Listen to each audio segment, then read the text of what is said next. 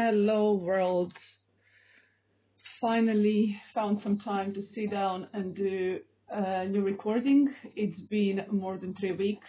I was having a conversation with you on here. It was a very busy time. It was very hectic. Some unexpected things were happening at the same time in my private life, and surprising things as well, and so on and so on. So I had to take some time for a bit of grounding, and here I am back to talk to you about what we have coming up when it comes to planetary aspects. And some of you may already know that we have our next full moon happening on the 23rd of April.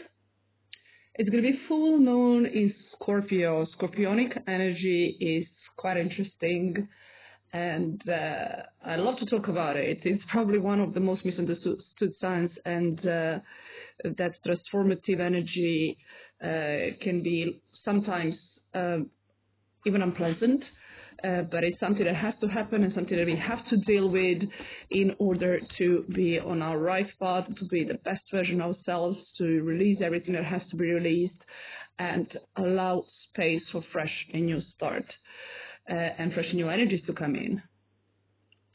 We will be starting the season of Taurus soon, so the sun will be in Taurus. The moon will be in a sign of Scorpio. These two are opposites. We had strong eclipses in these two signs last year. I mentioned a few times.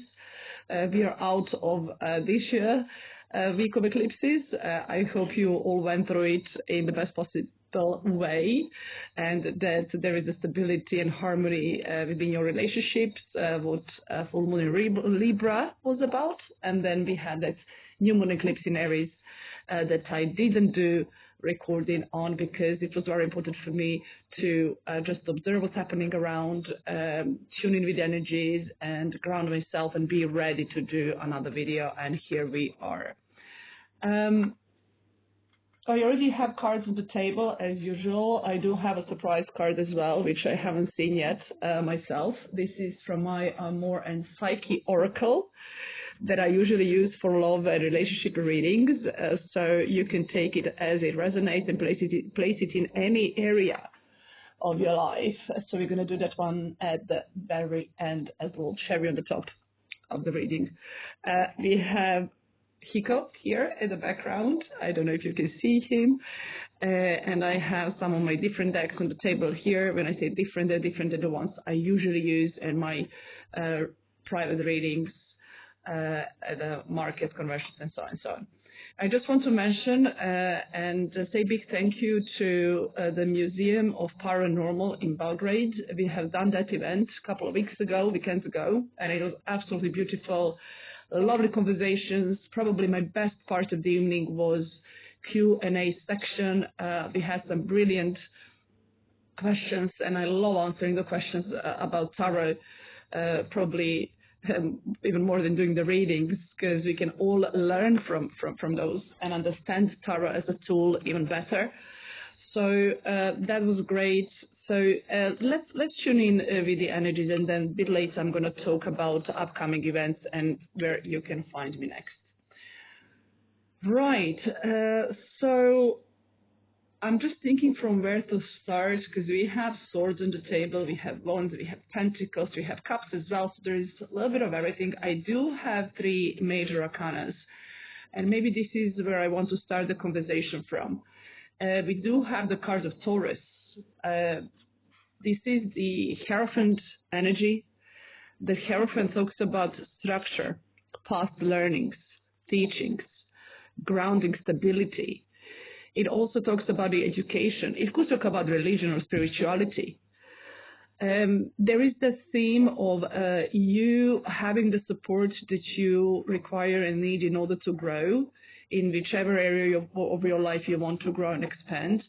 But the other meaning of the Hierophant energy and cards could be that you are becoming that support system for others. This is the very, very important energy when it comes to bringing ideas and your drives to this physical plane, this 3D plane. I'm feeling this energy myself quite a lot, and I might actually share that with you as well, so you can see an example how you can imply those messages and energies into your actual life. So I'll be starting like a little part-time job on the side of my tarot readings, and this is something that I want to do as I always had this idea of connecting tarot and dance. So the part-time job I'll be doing is in the new London performance arts school or center, and I'll be doing there like 2 or 3 days a week, and this will allow me some space to tune in more into that creative energy when it comes to expression of the body, right, the physical, and also get some inspiration on how I can connect tarot and meaning of the cards to that body expression and so on and so on, because if you think about it, it is all about that spirit going through your body when you have the physical movement. We're going to talk more about this, but this is very significant in my life at the moment as well, and I'm very excited about starting that new little chapter. And there is another card that is in the element of earth, because the Taurus is an earth sign as well, and we will have the Sun of Taurus, and the only other card I have in the earth element on the table is the Two of Pentacles. What the Two of Pentacles is talking about is that opportunity coming in that you will be in a situation to juggle 2 or 3 things at the same time: hobbies, work, 2 jobs, home life, work life, and so on and so on, and really allowing yourself to expand and learn. And then at one point you will understand when the time is right to make the decision and possibly focus on one thing, or merge those 2 at the same time. And make them work, right? In traditional tarot deck, the Two of Pentacles has that infinity symbol around those pentacles, which does talk about the whole journey, the whole life experience, when we talk about this lifetime, previous lifetimes, and where we are heading to.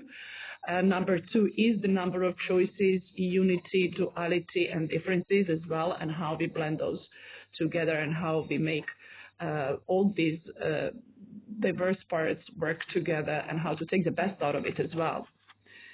The other major arcana we have on the table is the Magician card. The Magician is the one that blends all the elements available into one, and he's really managing to make that magic, to create that magic out of his life. He's the one that is very much connected to the physical world. He does hold the wand. There is that infinity symbol I was talking about as well here on the top of that crystal, on the top of the wand. So there is that spiritual element here as well. But it's very much about understanding how I can use my feelings and emotions, how I can use the physical resources I have around me, how I can use my ideas and inspirations and take the necessary action to make that magic happen. If you see, there is that bright light on the top of the wand, and there is that bright light that is showing on the tip of his finger. As above, so below, as within, so without. So there is that strong theme there as well. With strong Taurus energy and Scorpio energy blending together, there might be challenges that will make us realize and release what is blocking that growth, what is blocking that manifestation and juggling and so on and so on. But what the magician is very good about is that he is creating his own music and magic, and that he is experimenting. He is allowing himself to make mistakes. He's allowing himself to follow the guidance, to read the books and so on, and really use all those resources in the best possible way. At this particular card, there is the the illustration of the stag at the back, and the stag represents stability, strength, determination, and the beauty as well, right? It's a lovely card. I love the illustration in this particular deck. The third major arcana on the table is the Chariot, strong Cancerian energy, water element as well. The Chariot card is the card of success. This is the card of things moving forward. There is the theme of a momentum. How do I work with my shadow side? How I use my blocking energies, and we all have those in order to make this work, in order to make things move forward. He has two modes of his shoulders. He's in tune with his intuition and gut feeling, but he's also very present. I did notice the Pisces symbol here on his belt. I don't know if you can see that. Maybe if I turn the card this way, I actually never noticed this little symbol there on this particular card. And the Pisces energy is very, very deep. The Pisces energy is very much that subconscious gut feeling I was talking about, and really being on the right path, following the journey, following those guides, inner guides, and making that magic happen quite fast. Beautiful combination of the Hierophant Magician and the Chariot card here on the table. Let me just put them together for a moment so you can have that visual moment as well. The other card in a water element that we have today is the Six of Cups. Both of these cards have that theme of home as well. The Six of Cups is the card that talks about connections and partnerships meant to be, connections and relationships that feel very familiar, that feel like coming back home. And I guess this is the feeling that we all need around us and within us. It's very nurturing. And also it makes us feel connected to that innocence and purity and being the most authentic version of ourselves, like children are. So in traditional tarot deck, the illustration of this card, you do have like six cups there, and you have those two children that are playing, and there is that theme of nostalgia a bit, and past memories and beautiful memories that are coming back, and so on and so on. So let me put those back here. The rest of the cards, so we have 3 court cards. The court cards in tarot usually represent people. This is the archetype of a personality. It's either part of your personality energy you're stepping into, or these are people that you're surrounded with. We have the Knight of Wands. Knight of Wands is, and we have the Ace of Wands here as well. The Knight of Wands is that very passionate energy. Here we are talking about Aries, Leo, Sagittarius vibe. When you have that idea, when you have that passion, determination, and when you go for it, no matter what. It's good to see that the supportive energy with the Chariot card as well, with the card of moment, but also the Ace of Wands is that divine support and the universal support that comes our way and really opens the doors for us. The Ace is the beginning, the start of the journey, very, very passionate energy, and it's one of those cards that doesn't have really people on it, so it does talk about that support that comes from the universe almost, like we can show up and we can do things and we can be out there, but also allowing the universe to show up for us and get those surprises in as well without controlling the outcomes. On the top of the reading, we have the Page of Swords. Page of Swords is the message coming in, conversation happening, also idea coming in that will really make inspired to take an action and to step into the energy of the magician and move forward and put those ideas into reality. The Queen of Swords is the last tarot card I'll be talking about in this reading. It's the energy that is more mature than the Page. It's a very strong divine feminine, but also very strong masculine energy within her. She's the one that has the experience. She's the one that has the knowledge. She's very much connected to her heart, but she has that sharp mind, and she knows what she wants, what she's done with, which does come from the experience and wisdom. When you have that energy together with the Page of Swords energy, there is that clarity of mind and knowing what needs to be done in order for things to be put in a best possible way, and how to deal with a certain situation. I like that both of these figures, even the Knight of Wands, they're all looking towards the future in a way, as you can see. Like usually if the figures are facing the left side of the card, it would be looking to the past, but all of these figures here, they're facing the future. So there is that passionate determination, determinative energy, there is a clarity of mind, and there is that spark that is really worth exploring. All right, so let's go to the last card I wanted to talk about today. This is the Oracle deck I was talking about. So what do we have here? Number 4, Ideal Romance.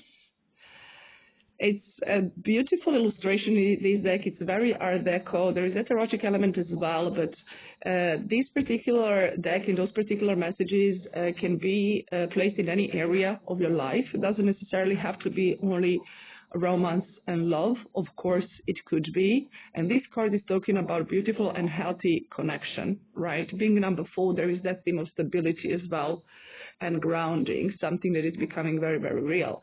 But it's also that connection that we can find through our hobbies, you know, like through our work. That could also be that ideal romance that would be that can come in. But also, if you think about the Scorpionic energy, which is that rebirth, even sex, love, all that like physical, strong energy and expression. And having the energy of Taurus, that it's making it more real and it's making it a little bit more softer. Taurus, being ruled by Venus, does need that connection of those connections that are very healthy in a way, very balanced, and so on and so on. So I'm gonna leave you with that one. Do think what the ideal romance mean for you. Also think about what are things in your life that you would like to sort of get rid of, that you're done with, and energies, right? And allow space for fresh and new inspiring energies to come in, because the energies are very, very potent. And coming closer into the Taurus season, after that strong Aries energy and fiery energy, this is where seeds are starting to slowly grow, and then we can see them expand in the summertime.